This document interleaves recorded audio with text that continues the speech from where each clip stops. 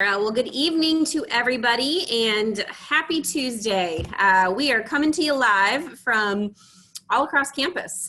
Some of us are in our residence hall rooms, some of us are up in offices, and some of us are in potentially our apartments off campus. But we are so excited that you are joining us this evening.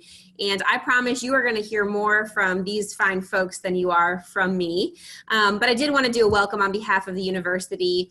Some of you we may have met. I did a session during a virtual setting sail orientation this summer called Conversation About College. So I may look familiar to some of you. Others, it is nice to meet you virtually, and we're really excited to have you here with us this evening. I do want to take an opportunity for our panelists to go ahead and introduce themselves. So y'all, I'm going to ask you if you could just share a little bit about the year that you are here at CNU, where you're from, your major, and then give us a few things you're involved with, because we only have an hour and I know you could list kind of a mile long. So we'll go ahead and start with Kiera. Hi everyone, like she said, my name is Kiera Rivera. I'm a senior here, which is still a little wild to wrap my head around, but that's okay. I'm from Newport News, Virginia, so I've grown up in the city where CNU is located. I'm majoring in political science, and I'm minoring in leadership studies, and a couple things I do on campus. I'm involved with Greek life as an executive board member in my sorority, and I also have on-campus jobs. One thing I was able to accomplish during my time at CNU was I was able to complete a Capitol Hill internship in the Senate. Great. Thanks, Justine. Hi everyone, my name is Justine Walton. I am a senior as well. I am from Mechanicsville, Virginia. I am majoring in political science, minoring in leadership, and I have been accepted into CNU's 5-year Master's in Teaching program, which is super exciting. I get to stay around an extra year to get my master's. I want to teach high school, government, and history, so super exciting stuff. I am in the honors program. I am a peer mentor for a freshman honors class. And this past spring break, I had the opportunity to take a study abroad trip through CNU to Hungary. And this was just before COVID hit the world. So timing was wild, but I did have that great experience, which I was super grateful for. Great, thanks. Matt? Hi, I'm Matthew Wood. I'm a sophomore this year. I'm from Stafford, Virginia. I'm studying in applied mathematics with a minor in leadership studies. A few things that I'm involved in on campus is I'm a member of Greek Life. I'm involved in a faith-based organization on campus, as well as intramural sports. And finally, Lawson. Good evening, everyone. My name is Lawson Harold. I am a senior from Fredericksburg, Virginia. My major is communication studies with minors in leadership studies and graphic design. A few things I am involved here on campus. I recently just closed out my time as a student director of orientation, where I had the incredible opportunity to work with some awesome fellow captains in welcoming our class of 2024 to campus. I'm a member of the American Marketing Association, and I also currently hold an on-campus job. Great. Thanks, y'all. Well, as Sarah mentioned, don't forget we do have the Q&A feature. So if you have a question for any of our wonderful students, please feel free. I've got some questions. I'll get us started. This will be kind of a free-flowing dialogue. And so do not hesitate to go ahead and put a question in that Q&A box. So one of the things we wanted to highlight a little bit this morning is kind of the transition. We recognize that a lot of you may have a first-year student here at CNU. And so one of the questions I asked the students is I said, I want you to think back specifically to your freshman year, which for my seniors, I know that's a very long time ago, but right now we are at 6 weeks into the semester. And so I want a couple of you, if you could share a little bit about what was that challenge like? You know, we're approaching the 6-week mark. What do you think is going to be the biggest challenge for you, or maybe some of the challenges their student may be facing? And I'm going to start with you, Matt, just because you're a sophomore, so it might be a little bit more fresh in your mind. Yeah, 6 weeks into my freshman year, I had kind of already gotten into a time schedule that was pretty set in stone, but this was a time right when midterms was coming around, and that kind of threw me for a loop because I had never actually studied for midterms. I never had to in high school, and having to do so now was a little bit stressful. But what eventually happened was I had found some better ways to study to make studying fun. And I thought that really helped me, and as well as becoming a little bit more involved with figuring out my calendars and scheduling everything. Anyone else have thoughts they want to add? Kira? To that one.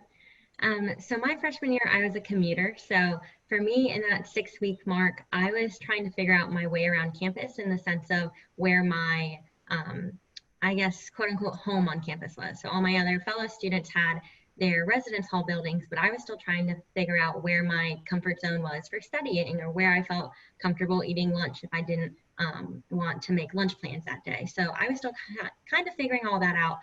But by that point, I was starting to figure out that the library reading rooms were really good resources so that I could study surrounded by people but still be able to focus. And then the Crow's Nest also became a really good resource for me so that I could eat lunch with my friends there, also be able to study there, and even just hang out there in between my classes. So still trying to figure out the flow around campus, but also getting a hold of my academics as well. Okay. Justine or Lawson, any thoughts in addition to academics? Was there other things you maybe were challenged with, especially the social piece or living in a residence halls or maybe even away from home that you could talk about? I can definitely speak to that. My freshman year, I struggled for a little bit just adjusting being away from home. I think that's a common thing. For a lot of freshmen, it's their first time. They're not with their family. They're not with schoolmates that they've been with for years. And so for me, I was really nervous about that. And I found that some people seem to be adjusting faster than I was. And I learned that I couldn't really compare my level of adjustment to other people. I just had to focus on what I needed to do to make myself comfortable here and to kind of find where I fit in. So I did feel like even 6 weeks in, I still was trying to figure out how to not be at home and how to take ownership of my life here. So I was figuring out how to reach out to people and make friends and connections and kind of get out of my comfort zone, invite them to eat lunch with me or dinner. And then also seeing where I could see myself being a part of this community, you know, what clubs and organizations I could try out and maybe join. So that's kind of where I was at this time of the year. I heard a lot of you mention kind of connections, and I think that's a huge piece, right? Especially about that CNU. You know, Lawson, can you talk a little bit about how do students get connected here? And I'm thinking especially about potentially that parent sitting at home saying, my student is looking and craving for those connections. How can they do that? How can they get involved and kind of find their home? Can you talk through what some of the resources are or tips and tricks of what you used? Absolutely. So perhaps one of the best resources that we have available on campus to help get students connected are our engagement meetings offered through our Office of Student Engagement. Our engagement meetings give students the opportunity to meet with university fellows. So they are recent graduates of the university, so they know what college life is like. And they'll sit down and they'll work with the student one-on-one to kind of figure out what they're passionate about and connect them with on-campus involvement. Some of our other ways is simply by looking at our communication that's sent out to students. So each student every week, we get an OSA, Office of Student Activities, weekly email, and that details all of the events that are happening on campus. Actually, right behind me, this is some of the work that I get to do with my on-campus job in the Office of Student Activities. It's our on-campus events calendar. So every week we put the posters around campus in each of the freshman residence halls, in some of our dining halls, as well as our David Student Union, which is kind of the hub of student life here on campus. And it details all of the events that are happening as well. So I would highly encourage, probably the best way is encourage your students to check out our Office of Student Activities on Instagram. It's just CNU OSA, and they post this calendar on there all the time. So students have access to that. Great. Other ways you all found involvement. Lawson mentioned activities that are going on campus. What other things did you all take advantage of that are resources available to students, and what did your involvement look like? I know for me, I know for me, my freshman year, I went to at that point it was called the club fair, but now has transitioned to the involvement fair, which we just had, I believe it was about a week or two ago on campus. So we were able to have all of our clubs and organizations spread out throughout the day, located on our Greek lawn. So hopefully some students were able to find different resources there. And that just is a really good way to get connected, whether that's a club or organization you want to join this semester, or where you just kind of want to bookmark it to be like, okay, in the future, when I kind of get a grasp on some other things, I'll join it. I know I also used the role models I was starting to gain at CNU. So my orientation leader served as a really strong role model for me, and I grabbed lunch with her to hear what organizations she was involved in. And I know a lot of my other friends that lived on campus would go to their RAs, their resident assistants, and they would talk to them to see what organizations they were involved with and what they thought would best suit them in their next couple years at CNU. Just a quick pitch, so announcement. Actually, RAs, what Kiara mentioned, our resident assistant, believe it or not, that application is already getting ready to go out. So if you have a student that is interested in becoming an RA, that position is open to freshmen through juniors. Please be on the lookout for that. I know our Res Life team is huge, and all these folks can share great stories about their RA. So other things, did any of you get to do, I know Justine, you did study abroad. What about undergraduate research or some service? Anyone want to mention those involvements? I can mention service. So I came in, so with the PLP program, you have a required amount of service. I actually started to volunteer at the Virginia Living Museum right off campus. It was actually a lot of fun. All I really needed to do was fill out an application, and with the Center for Community Engagement, you can go there and see where you want to volunteer, whether you're interested in helping students at local elementary schools to working with animals like I did. So you can definitely use that to get more involved in the campus or in the community around campus. I would also like to say, I remember something I did freshman year was researching on-campus jobs. I knew coming in that was something that I would want. I would want some extra spending money on my hands. And so I did apply to an on-campus job very early on my freshman year. And so I actually worked in the Ferguson Center of the Arts for a while. And it was super great. And I know that CNU offers a lot of on-campus and then also connecting students to potential off-campus jobs as well. So I know it's not necessarily a club, but it's definitely a way to meet people, get involved while also making some money, which can be. That's a great point, Justine. And a lot of you have worked in our offices and whatnot. And I think a resource for that is our Center for Career Planning. And a lot of folks sometimes think you have to be a senior to utilize that, when actually freshman year, sophomore year, every year, you really should be going to them.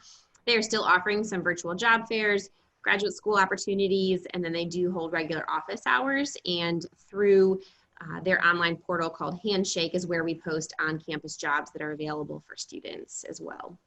So you all talked about connecting kind of socially. A question did come in of where can a student go if they're struggling with academics? What are the resources we have for midterms, like you mentioned, Matt, or those other academic challenges that are coming up? Who wants to take that question? I know my freshman year, so transitioning from high school to CNU, I had this expectation of what my grades were or should be and what I wanted them to be, and they did not hit that expectation because you're balancing a lot of things your freshman year. You're learning to manage a lot of change. So my grades were lower than I wanted them to be. So I didn't want tutoring to be an option. I kind of had that preconceived notion that I think a lot of people do, but I gave it a try my freshman year. I kind of surpassed that, and it was probably one of the best choices I ended up making because it helped me grasp my academic material a lot more, and it really helped me understand what was going on in my classes, but also understand what my learning styles were, and that helped me throughout every year after that.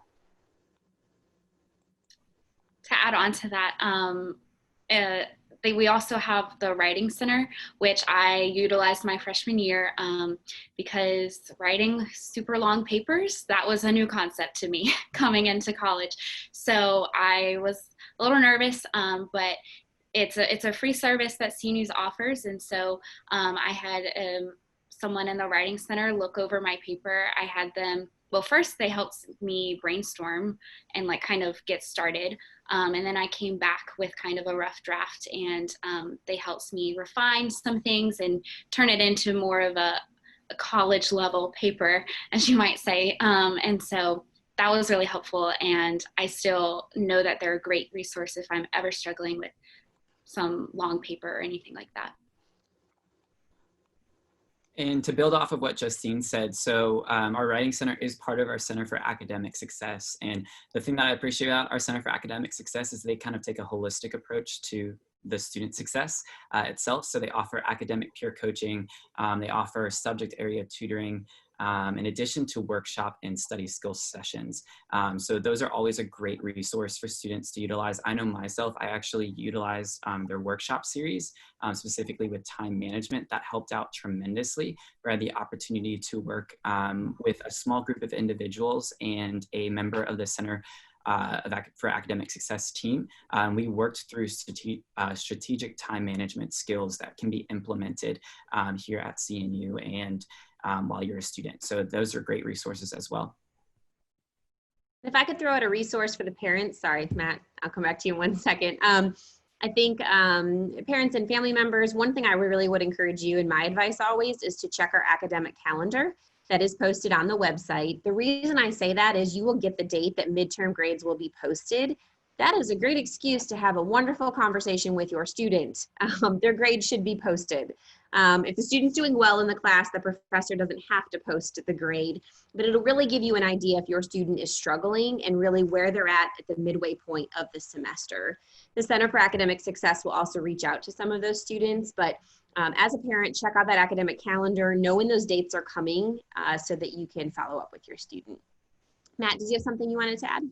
Yeah, so while Kiara, Justine, and Lawson talked about the programs that the school puts on, I found success in talking with my friends and creating study groups in my classes. I never was inclined to go to tutoring, just like Kiara said, but I found a lot of success asking my friends to help me study or to kind of encourage me to study or go to the library. Great.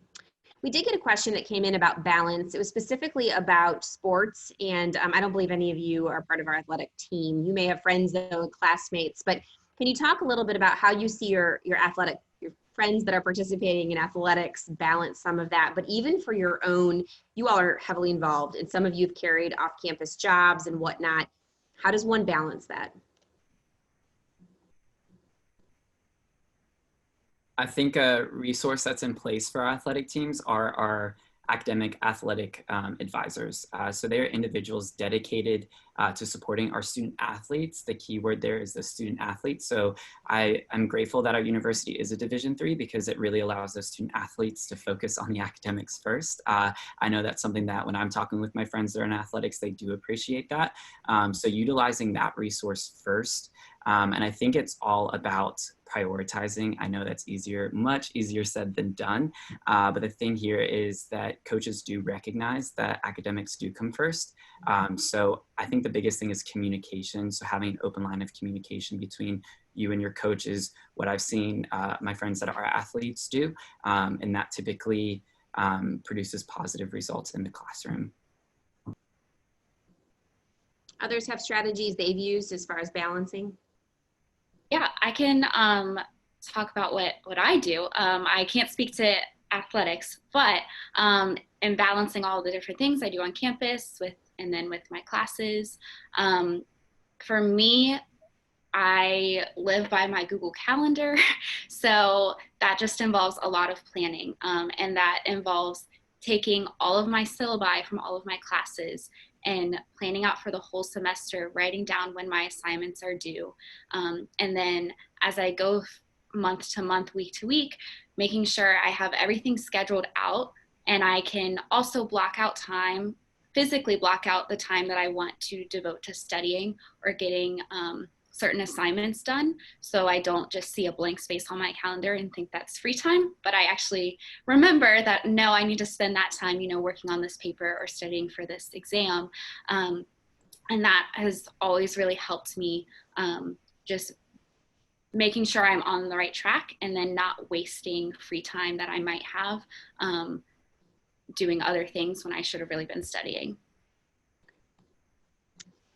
Question came in related a little bit to study groups. Do you know how students can either form a study group, or if they have a desire to want to be in a study group, is there any way that they could get connected that way? Matt, why don't you start first and then Kiera can add. Okay. So I found that the best way for me to get involved with a study group is to ask students in that class. I know it's a little bit awkward because it's like a little iffy. It's like new people, kind of scary. But the best way to form a study group is to talk with people who also want to be in a study group. You can talk with your professor about it and see if they know anyone who might want to be in the study group as well. But really just talking with people in that class. I've also known some friends that have used a program that we have online where you can actually put in what class you're in, what professor you have, and you can create a study group online, and other students can use that program to see if there are already study groups created for their specific classes. So that's one program that we already have instituted that a lot of our students do use, and it's always really nice when you let the professor or make the professor aware that you've put a study group on the website. So if any other students are looking for additional help, that's a really good resource.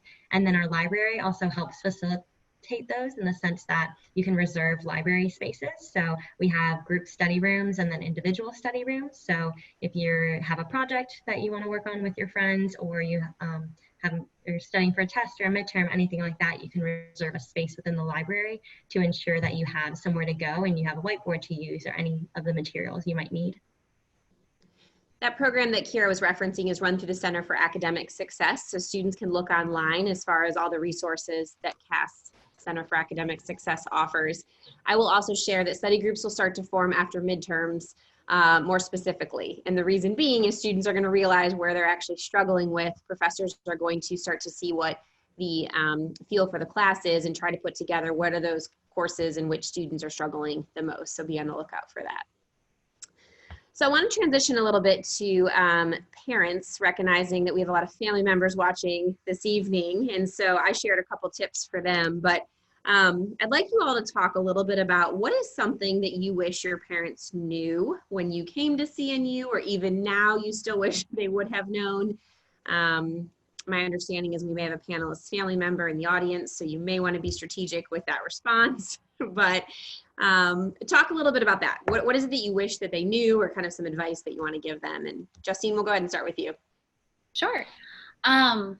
For me, and Kiera, you kind of touched on this a little bit earlier, but transitioning to college courses definitely takes time, and there is a little bit of an adjustment period. And so for me, one thing I wish that maybe my parents realized a little bit more was sometimes, I have to take that first exam or that first quiz to really feel out, how does college work academically? And kind of just understanding that it's a little bit of a learning curve, and to give myself a little more grace when my grades might not be 100% all the time. But then to encourage me to, in the moments where I do feel like, oh man, like that grade really wasn't as high as I wanted it to be. And I'm very thankful my parents did this, is just encouraging me to, say, okay, how can we improve? And we've talked so much about how many different resources CNU has to help students get there. So just encouraging your students to not get too hard on themselves, but to keep looking forward on how they can do better next time. Lawson, did you have some thoughts? Yes, I think the idea of sympathy versus empathy when I bring a situation to the table. So basic terms, empathy is that shared emotion, while sympathy is kind of an expressed emotion. And I realize it's part of like the human condition that when a situation is brought to the table, that there's an innate desire to fix and to heal right away, especially when you're locationally removed from someone. You want to go straight into that mindset.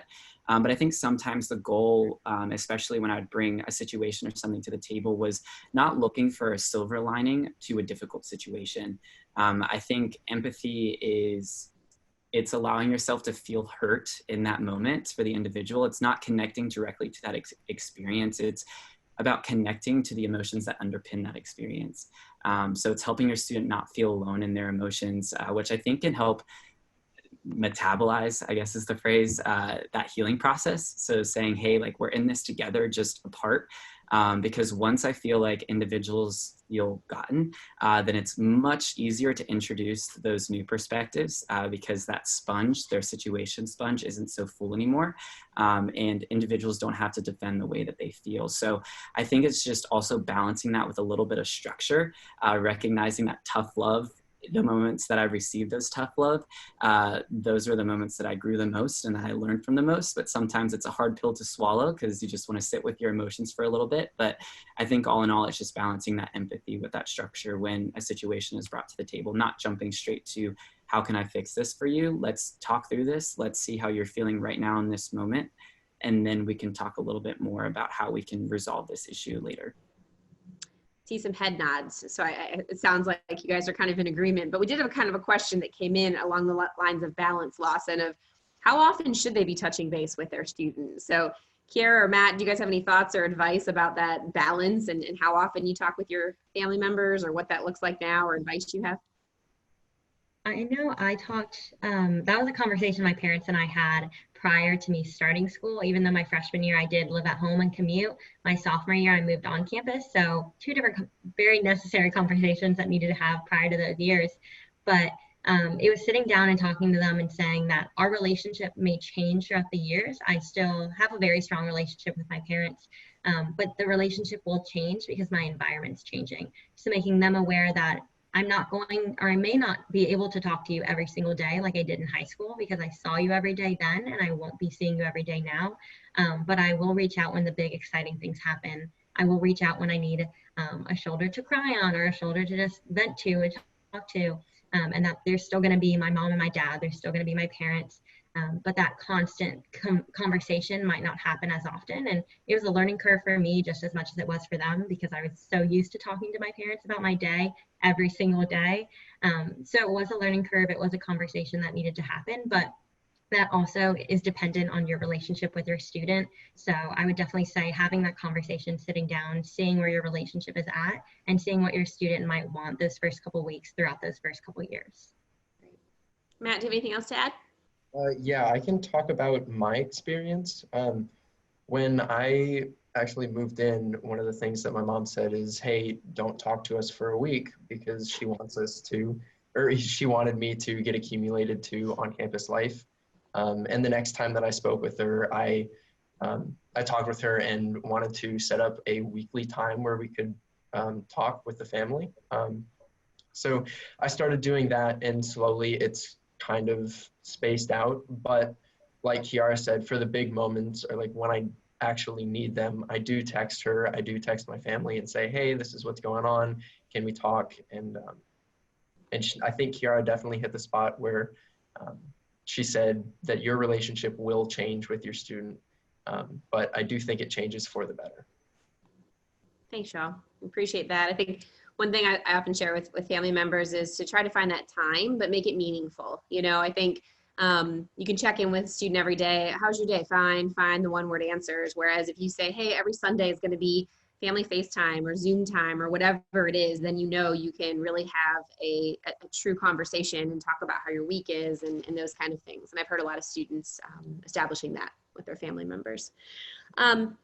For students that are homesick or even students that are really shy, also recognizing that things look a little different, you know, this year on campus, what advice would you have for those students? How can they try to make connections, or for family members guiding their students?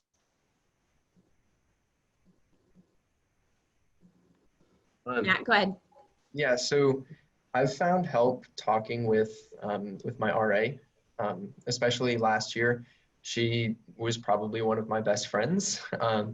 She was very helpful with everything, and kind of knew what to say with whatever I said.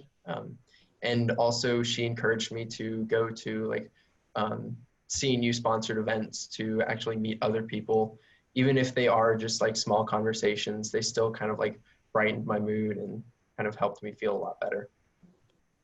It's a great resource. Anyone else struggle or have idea? Go ahead, Justine. Yeah, I remember my freshman year, and I mentioned this earlier, I did feel rather homesick for a while. And so two really kind of big things was one, my mom said, don't come home. She said, don't come home on the weekends. Try to stay there, even if you are sick and you are missing home. I don't live that far away. It wouldn't have been too much for me to go home on the weekends, but she encouraged me to try to stay and make connections to work through it and push through it, even if it does seem like it's a longer process, and you don't feel, it's not like it takes a day and you're suddenly adjusted, so sometimes it takes a little time. But the second thing was I actually ended up going to the counseling center here because it is free.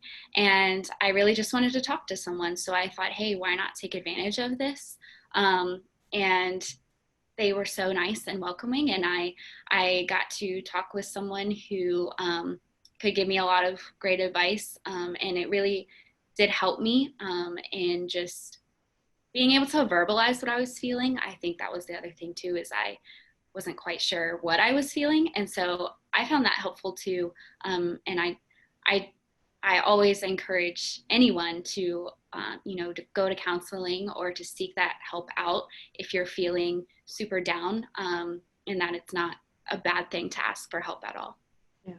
Thanks, Justine, for mentioning that. And I just want to add that as a free resource to our students that is available. And the counseling office is located over in the Freeman Center, and they have counselors, staff psychologists. They are a great resource for a lot of our students. Kira, a specific question did come in about commuters. And so can you talk a little bit about that balance and trying to find that connection as a commuter and trying to balance what that looks like, and maybe approaches that you took that were helpful to get engaged on our campus and make connections? Of course. So being a commuter going into college is a very different experience. You're still kind of having that change academically, but you're doing it from home. So it's an important thing to realize that it isn't similar to high school. It's ballparks away from high school because you're not on that same routine. Your club meetings are probably going to be later in the night. Your friends probably aren't going to be in every single one of your classes. So trying to figure out how to hang out with them, how to have study groups.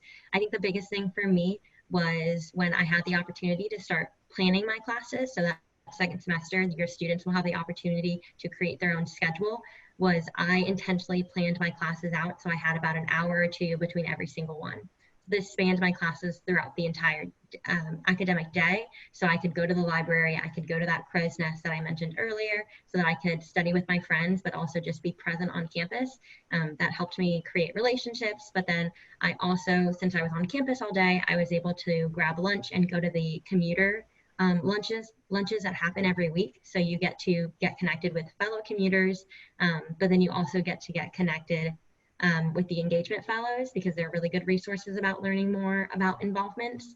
And then my first semester, I wanted to focus a little bit more on academics. So staying on campus, staying in the library, those are really good resources for me, planning out lunches with my friends. And then second semester, I started to join involvement. So I went through Greek life. And with that, it was really about being intentional. I think that's such a big word at CNU, because we're a community that focuses on knowing one another and creating those relationships. So when you're involved in something, but you're living at home, so you kind of go back home by the end of the day, it's really about being intentional with your relationships. So planning out those meals with your friends, whether you're bringing food from home and you just, your friend gets to go and you eat on the lawn, or you eat at outdoor tables, however that might work, making sure that you're still going to events that the community creates. We have our campus activities board, and our university plans out events for our students to be able to go to for free, whether it's going to your involvement events. It's really just being intentional about making sure that you plan out that time. And really that kind of goes back to what Justine was mentioning about her Google Calendar and that being her lifeline. That was a huge lifeline for me when I was a commuter, because I was able to plan out my classes. I would put in a couple hours to make sure I was present in the library, and then I would make sure that I still had time to go to those involvements, round out my day before I headed back home. So it's about being intentional. It is a little bit harder to balance out because not as many people right around you are going to be experiencing it. But a huge thing I would recommend is going to those commuter lunches, meeting fellow commuters, making those friend groups, because there are people that are experiencing the same things as you, and creating those relationships with our CNU staff members as well as our fellow students was probably the biggest thing for me. Great. And those lunches are offered weekly, and they are featured on the posters. We advertise about them, I believe, every Thursday. Is that right, Lawson? I believe Lunch on the Lawn. And that is a great way for especially first-year commuters, but transfers, anybody, they all get together, and it's a great chance to kind of meet up. So that's a great resource. I want to get to some of the questions that have come in, and some of them are a little bit more specific, so I'm just going to ask some of you. Lawson, a question came in about how students see grades. I had mentioned for families to be aware of midterm and the 3-week. Is that the only time students get access to their grades? Does it depend on the class? Is it rolling? Can you talk a little bit about that? Absolutely. So it ultimately is really going to depend on the class and the teacher's preference. But I would highly encourage that communication with that student to talk with their professor about their grades, because sometimes a lot of it is just contingent upon the teacher policy. But in regards to 3-week grades, students do have access to that through CNU Live. You all have access to that as well, I believe, if your student signs the FERPA waiver, which is available through our Office of the Registrar. Is that correct, Katie? Okay, yeah, just wanted to make sure. So you all have access to that as well, but students have access to their grades through CNU Live for their 3-week grades, and then also sometimes professors will utilize our Scholar platform, also known as Blackboard or PowerSchool for individuals that might be more familiar with those used in high school, and teachers will, or professors will often post grades on there, but it's really just dependent upon the professor. And we really encourage families to sit down with students during those midterm and finals and go over those grades together versus asking them, give me permission to see these. And so that's a really good strategy, which is why I referenced that academic calendar. Matt, you had mentioned about service and being part of the President's Leadership Program. Are there still opportunities available with that requirement, especially given what's happening with COVID? Are you still able to find connections, or how is the Center for Community Engagement handling some of that with service? Yeah, there are a lot of virtual volunteer opportunities that the Center for Community Engagement is putting on, as well as just kind of like talking to different service sites. They ultimately have the entire schedule and what they know that they can put on. So if your student has an idea of what kind of service site they want to start volunteering at, see if they can email the organization and say, hey, I'm available to volunteer either virtually or in person if they're comfortable. And that's another great way that you can volunteer. Great. So questions have come in about roommates and helping students navigate that. All of you are shaking your heads, right? One of the hardest challenges of living, right, is with a stranger. So talk through strategies and what happens if roommates try to confront each other and things still don't change. What are some steps, or if you've got stories, or what can you share with these folks? Start with this one. So yeah, roommates. Wow, that's a big one.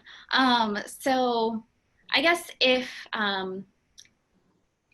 it's that time of year, right? Like you can live a certain way for 3 weeks, but once you hit 6 weeks, everything just starts coming out. And so, maybe you realize that your roommate's a little messier, this time of year than they were when you first moved in, or, just different conflicts might start occurring. And if that does happen, I always try to have a conversation first with the roommate. And just talking one-on-one. And if that's a little scary, because I know it is for some people, just shooting a text, because maybe that's a little less scary, not face-to-face. We're just addressing what the situation is. Like, hey, I know when we first moved in, we kind of had this rule of how we were going to make sure our room was tidy. And I know the semester is getting a little crazier, but it seems like we aren't really following that rule anymore, and I'd really appreciate it if we could get back on that schedule. Something like that, to communicate with them, you know, where you're at and how you're perceiving the situation, but then also being open to hearing, you know, their side of the story and what's going on. The tricky part is if things don't seem to change, or if that doesn't work, then what do you do? And so my advice would then be to go to your residence assistant, so your RA on your hall. They have probably already met with you or they have to do your roommate agreement and your suite agreement potentially. And so they know you and they know your roommate. And so going to them, they're a great resource to kind of be that third party mediator, to have a conversation. If you don't feel super comfortable having that on your own, you can have someone kind of mediate that and try to come to a solution that both parties can agree to. So that would just be my advice. That's great, Justine. And you're absolutely right. The 6-week mark, it starts to come out, and that's what the RAs are there for. They're going to help the students have those conversations or give different tips or angles or ways that they can have it and be not as controversial as students think, because I'm sure all of you can give stories of when you had to confront a roommate and you probably were still roommates and you're still friends with some of those people. And so that was great advice. So another question came in about if a student's undecided about a major. I don't know if any of you were undecided to first start off, and just what's a great, is that okay? I think reassuring them, and what should that student be focused on, or what could they do? Who wants to speak about that? Kira? I came into CNU undecided. The only thing I knew was that I enjoyed my AP government class in high school. That's just about where I was, and I didn't know anything beyond that. So what's really good about CNU is that we're a liberal arts institution, which means we'll have a liberal arts curriculum, which basically boils down to us having a well-rounded education. So we have to take classes in a lot of different areas of inquiry. So just different courses in different kind of fields of study. So I had a math class my first semester, English, foreign relations, and a handful of others. And it helped me determine that math was not my forte. English was not where I enjoyed spending my time. Really where I really enjoyed learning about new things and was just really interested all the time was that foreign relations class, so the government, political science side of things. So whether you figure that out your first semester or you figure it out down the road, at CNU, you don't have to determine your major until second semester, sophomore year. So you do have plenty of semesters to just kind of dip your toe in the water of whatever different majors you're thinking about and taking those classes. And core advisors, which are assigned to your student, they've already been assigned. They were assigned at the beginning of their time at CNU, and they should have already had an individual meeting with them as well. So they're really good resources to be able to talk about where you're at, what your interests might be, and being able to decide like, okay, this is a class that I want to take next semester because this might be something I'm interested in. So taking this first couple semesters to play around with your schedule, seeing what you're really interested in, seeing where that passion arises is a really good place to start off. But it's totally okay to be undecided. A lot of our students come in their first year undecided, and you just figure it out along the way, which is an odd way to put it, but you really do, because you get that chance to spread your wings and figure out what classes really interest you. Kira had mentioned the core advisor. That's a really key relationship to first and second year students. And they have already met with their core advisor, but they will be meeting again after midterm to have those conversations, to talk about, okay, let's be honest, where are you at with this semester? What do we need to do to put you on track to either improve or to keep you going? And so they can anticipate that meeting to be happening for our first and second year students. Another thing to anticipate is going to be registration 101. Remember, for those of you that are parents of a first year student, we created those schedules for your student. It is now time for them to take ownership of some of that. So they will actually sit down with their core advisor, go over what their schedule could look like for next semester, and get to choose some of those courses to make sure they're on track with their major. So that's another thing you can anticipate your student that will be coming up here real soon, is registration 101 and how to go about doing that. So we do have some time for if there's other questions that are coming in. As we kind of start to bring this to a close, though, I do want our panelists to think about one final thing I'd like for them to share with you. And that is, I'd like you all to think about your kind of a favorite CNU moment. Like, what was that moment that you had in your first 2 years, your 4 years, so far, that maybe just defined that CNU experience for you? So take a moment and kind of think about that. I'm going to look to see if there's any other questions that are coming in folks have.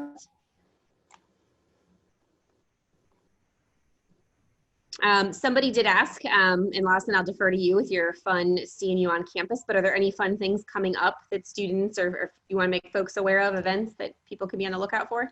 Absolutely. So this Friday, we have our Fall Fest. Our Fall Fest is put on by our Campus Activities Board, which is our on-campus programming group. Our Fall Fest will be taking place in person with modifications to ensure the safety of everyone that is coming. But it's a great opportunity to be out on the Great Lawn, to be around campus, to hang out with your friends, and enjoy some of the free offerings that our Campus Activities Board brings. I believe also that there will be a band as well earlier in the day before Fall Fest, so that's always a great time. But yes, highly encourage your students to check out the on-campus posters located in each of the freshman residence halls, as well as the DSU, and also online on our Instagram, CNU OSA. I think I continue to be impressed as our students are thinking so creatively about how to make events work on our campus. We started pretty small, and we're definitely taking precautions, and we have systems developed, and we need to approve every event that students want to do, but our students are doing it, and they're doing it right. And so, walking around campus, you see things that are happening. Sure, it's students in masks, but I think that campus life is coming back to life, and I think I still feel it, and I know some of our students do, and I anticipate as we continue to move forward in the right direction, doing it safely and making sure that everything follows protocol, then we'll even have more events. But I've just been really pleased to see with how campus life continues. A great example is we just had about 40 new men that joined our fraternity community, and they found a way to do virtual recruitment events in a very safe way, and so students were able to find their home that way. So I'm just continue to be impressed with how our students are handling this, how they're thinking creatively, but they're doing it safely and working in partnership with the university. So I anticipate those posters to get a little bit more full in the weeks to come is the goal. So. All right. One final question was if a student did miss kind of the involvement fair, or if parents maybe want that resource, where can they find information about our clubs and organizations? Lawson?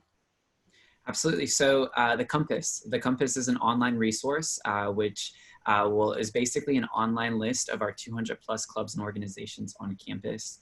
Each organization that is registered through the university is required to have a profile on the Compass. On the Compass, you can just simply search on the web, and that will give you access to it. It has contact information, and so that's probably one of the best ways to get in contact with the individual that's heading up the club, the president or vice president, and you can reach out to them. Things are still starting up here on campus. A lot are virtual, but are still a great opportunity to connect with the individuals and to get involved that way. So that's definitely not too late in the game to join those clubs or organizations. So definitely check out that resource. That resource is offered through our Office of Student Activities. So if your student has any questions in regards to how to figure that whole process out, you can just invite them to visit the OSA on the 3rd floor of the David Student Union. Great, thank you. Okay. All right, so as we bring the panel to the close, like I said, asked for you guys to share some of your favorite CNU moments. So we'll kind of work around my screen that I can see. But Justine, do you want to start first? Sure. So this is a hard question because there are just so many moments. But I decided on one that I remember from freshman year. And it was actually my birthday. And it was the first birthday that I wasn't with my family.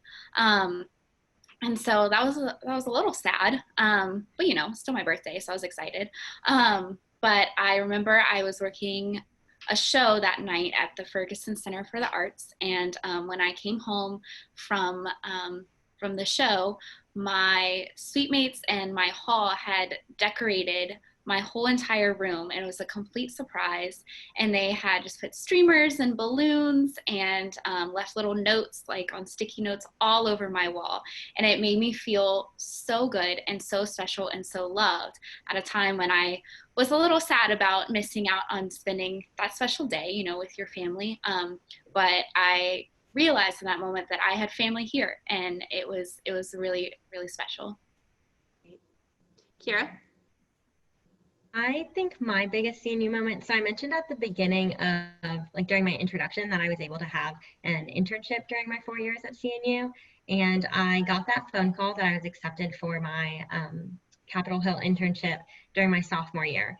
And the reason that was even remotely possible was because I had a lot of support from my professors and my on-campus job bosses. So they were the ones that wrote me the letters of recommendation. They were the ones that connected me with people that they knew in the office.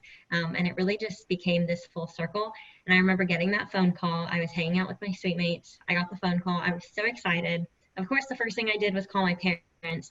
But then the second thing I did was go to my on-campus job boss and tell her. And she was through the roof excited, and that just made it even more exciting because I had that support on campus. And that's led me to where I am today, getting other on-campus jobs. Even today, I submitted my first law school application. So it's all really come full circle. And it was because of that support that I had from my professors and my bosses. That's great. Matt? Yeah, so my favorite experience isn't really just one experience. It's actually being able to sit outside and seeing people walk by. You can just say hi to them and they'll say hi back. With getting to know a bunch of people on campus, everyone kind of, if you say hi to them, they stop and they ask you how your day's going. You can ask them how your day's going, and you can have like a small little conversation. And I see that as just that everyone on campus really cares about how you're doing and who you are, instead of just kind of like walking by and saying hi and not really like having a conversation. That, and also some of the other traditions, like the saying hi tradition, as well as opening or the holding door tradition. I think that's actually really cool. Lawson? So I kind of want to touch base on that. The traditions that Matt talked about, those have not adjusted. Those are still happening here on our campus. So that's always a nice knowing, because at first I was a little nervous getting back on campus just with what the social climate would be like. But thankfully, you know, students have remained committed to still holding those traditions accountable, or still producing those traditions while still being safe with that. But probably one of my favorite CNU moments was actually before I even came to CNU. So I attended an open house, and that was my first time ever visiting CNU, and had the opportunity to interact with a faculty member who is a part of our marketing department here on campus. And while I was talking with them, they kindly paused me and said, "Lawson, whether you come here or not, I want to see you succeed. Here's my business card. I want you to email me all your dreams, goals, and aspirations, and I want to help you achieve those." And so in that moment, I was just an incoming student. I didn't even know if CNU was going to be the place where I would call home for the next 4 years. But the fact that that faculty member was willing to dedicate everything to make sure that they saw me succeed, whether I came here or not, really spoke to me. I'm still in conversation with that faculty member. It was actually an awesome opportunity. A club that I'm a part of, she is the faculty advisor, and that club gets to take a trip to Busch Gardens every year. Unfortunately, this year with everything going on, we have to put it on a pause, but we get to go to behind the scenes at Busch Gardens. And it was funny, we were walking up to Griffon, which is one of the tallest coasters in the park, and the tour guide was like, "Okay, anyone want to ride this?" And before we can even say yes, the professor literally was sprinting to the front row. So I got to sit front row with the professor. So it's little moments like that that really add up to the big idea of how special CNU is to me. And I'll just conclude before Sarah makes some final comments, though, about I've worked here for 12 years, and I think it's the students, and you've obviously heard this, so it's not just me talking about them. You've gotten to hear their stories, but in particular, I'm so impressed with how they continue to carry on that captain spirit. And I will tell you that all four of these folks were part of trying to figure out how to make a virtual orientation experience still embody what it is to be a captain here at CNU. Lawson and Justine were two of our student directors, and I'm pretty sure 6 different times they had to come up with new strategies of how they were going to make this all work and make sure that your students still had the best orientation program this summer. And Kira and Matt were called in to be orientation leaders and to spend every week virtually with students to still try to find their home and still connect. And that is just a small example of how our students care for each other, because they wanted to make sure that those incoming freshmen had the exact same experience that they felt. And it's that feeling, right? Even though it's virtual, how do we still bring that captain feeling? And, you know, despite everything going on, I'm proud to be here. And we were all chatting about this before we went live, saying, if anybody can make it to graduation, it's CNU. And we know we're all committed to doing that. And as long as we have great student leaders like this, I'm confident we can. So on behalf of our students, I would like to thank you all for joining us this evening. It's been great talking with you. If your question did not get answered, please reach out. We're happy to get in touch with you to make sure that your question did. But I know Sarah wants to wrap up with a few things, but all of our best, and we hope that you stay safe and can't wait to see you on campus soon. Thank you, Katie, and thank you to all of our student panelists. You guys were so great tonight, and I appreciate your time. I know you're so busy with your busy schedules. So I would also like to thank all of you, the audience, for spending the second night of our virtual family week with us. Just as a reminder, we have events every day this week, including the Discovery Panel tomorrow at 6 p.m., which will go over opportunities available for you as parents and families to get engaged on campus. So we have great ways to show off your CNU spirit. We have a virtual photo booth on the website. So check out the Family Week website, and we hope to see you later this week. So thank you and good night, everyone.